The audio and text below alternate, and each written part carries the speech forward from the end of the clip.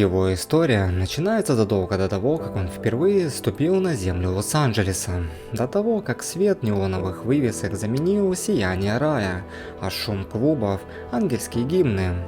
Когда-то он был Люцифером, сыном утра, самым любимым и прекрасным из ангелов. Он носил свет в своих крыльях и гордость в сердце. Но гордость – это опасный дар, она легко превращается в оружие, когда любовь, в которую ты верил, перестает быть безусловной. В раю он не чувствовал себя избранным, он чувствовал себя невидимым. Его голос тонул в хоре тысячи других, его вопросы оставались без ответа. Он не хотел разрушать гармонию, он хотел быть услышанным. Но на небесах непослушание не терпят, даже если оно рожденное из боли. И в тот день, когда он поднял голову и спросил, почему, началось его падение. Восстание не было попыткой захватить власть, как любят рассказывать легенды. Это был отчаянный крик ребенка, который устал чувствовать себя отвергнутым. Но отец увидел в этом лишь грех. Крылья, некогда ослепительно белые, обуглились под тяжестью приговора. Его сбросили вниз, и он падал долго, слишком долго, пока свет не сменился огнем, а тишина криками. Ад стал его домом не по выбору, а по наказанию. Ирония заключалась в том, что он, самый прекрасный из ангелов, стал правителем самого уродливого места во вселенной, палачом, судьей, тюремщиком для тех, кто заслужил муки. Но в глубине души он знал, его собственный приговор самый жестокий. Не потому что он горел в огне, а потому что огонь поселился в нем. Вечность в аду изменила его. Она обострила ум, заточила сарказм, научила смеяться над чужими слабостями, чтобы не дать ему видеть его собственные. Но вместе с тем она оставила внутри зияющую пустоту. Он мог управлять легионами демонов, но не мог управлять собственным сердцем, которое по-прежнему помнило предательство. Когда он сбежал на землю, это было не просто бегство от пламени, это был побег от самого себя, от роли, которую на него навесили. Он надеялся, что здесь, среди людей, он сможет стать кем-то другим, не дьяволом, не падшим ангелом, а просто Люцифером. Но что бы он ни делал, тень приговора всегда шла за ним. И в глубине души он знал, пока он не найдет ответ на вопрос, почему меня отвергли, он никогда не перестанет падать. Лос-Анджелес стал для него ареной, где можно сыграть самую длинную и сложную роль в его жизни. Здесь никто не видел в нем падшего ангела, никто не знал истории его изгнания, по крайней мере, пока он сам этого не решал. Люди встречали его не как миф, а как мужчину в дорогом костюме, с чарующей улыбкой и взглядом, в котором искрилась беззастенчивая уверенность. И он сделал все, чтобы сохранить этот образ. Мир людей оказался идеальной сценой для его маски. Он выбрал роль искушения, яркой, опасной, притягательной силы, перед которой трудно устоять. Сотни женщин и мужчин проходили через его жизнь, и каждый роман, каждая ночь была не столько удовольствием, сколько бегством.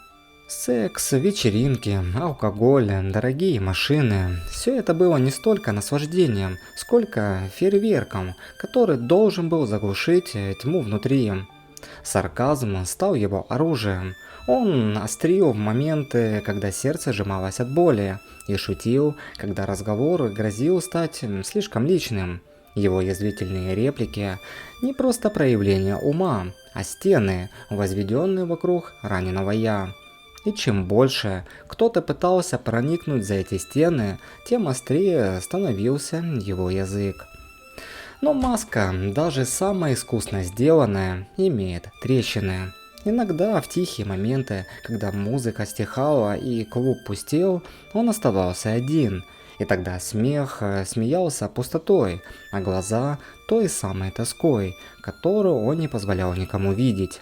В эти минуты он снова становился падшим ангелом, который не знает, как перестать быть дьяволом. Он умел играть человеческими желаниями, словно с нотами, зная, что сказать, чтобы кто-то почувствовал себя особенным, знал, как сделать так, чтобы человек раскрыл свою тайную жажду, но его собственные желания оставались в тени. Он никогда по-настоящему не раскрывал себя, потому что слишком часто слышал в ответ лишь страх и осуждение. В глубине души он надеялся, что рано или поздно появится кто-то, кто не отпрянет, увидев его без маски, кто посмотрит на него не как на чудовище или шутника, а как на того, кем он был и кем он мог бы снова стать. Но страх остаться отвергнутым, как когда-то на небесах, был сильнее, и потому он продолжал прятаться за блеском шуток и соблазнов, позволяя миру видеть лишь тщательно отредактированную версию себя. Люцифер умел управлять хаосом вокруг, потому что боялся хаоса внутри. Он создавал драму, чтобы отвлечь внимание от собственных ран, и хотя он называл себя свободным, на самом деле он был пленником. Пленником своей роли, своей маски, своего страха, что если кто-то узнает его настоящего, то увидит лишь то, что видел отец много тысяч лет назад, падшего, а не любимого.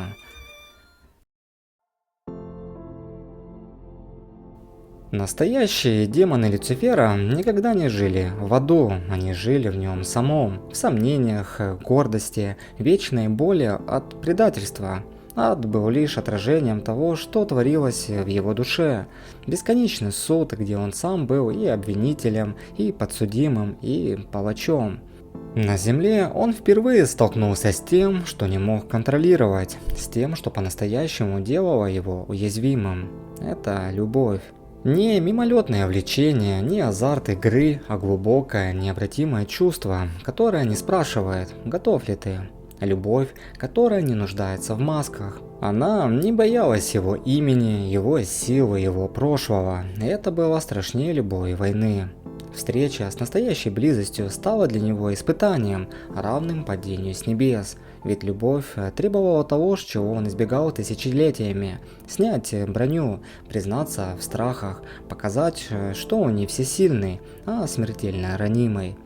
Каждый шаг в сторону откровенности был для него как шаг по тонкому льду, под которым бушевала бездна сомнений. Но вместе с тем любовь стала для него и искуплением. Она учила его тому, что прощение возможно, даже если ты сам в него не веришь, что твоя сущность не приговор, а выбор, что падший не значит потерянный, и что, возможно, все это время он бежал не от роли дьявола, а от самого себя, от того, кто мог бы быть добрым, но боялся, что это сделает его слабым. Внутренняя война в нем стала ожесточенной. С одной стороны, привычная тьма, гордость, сарказм, желание держать все под контролем. С другой, свет, который пробивался сквозь трещины в его маске. И каждый раз, выбирая между этими двумя силами, он понимал, это не сражение за власть, не спор с Богом, это война за то, кем он станет в глазах самого себя. Любовь научила его еще одному. Свобода – это не побег, не смена места, не отказ от обязанностей, не бегство от ада к огням большого города.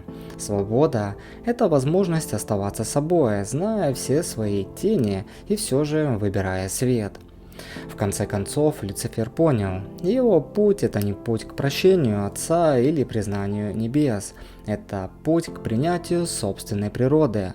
Он может быть и ангелом, и дьяволом, и человеком одновременно. Он может любить и при этом быть опасным, может носить в себе свет и тьму, не уничтожая одну ради другой.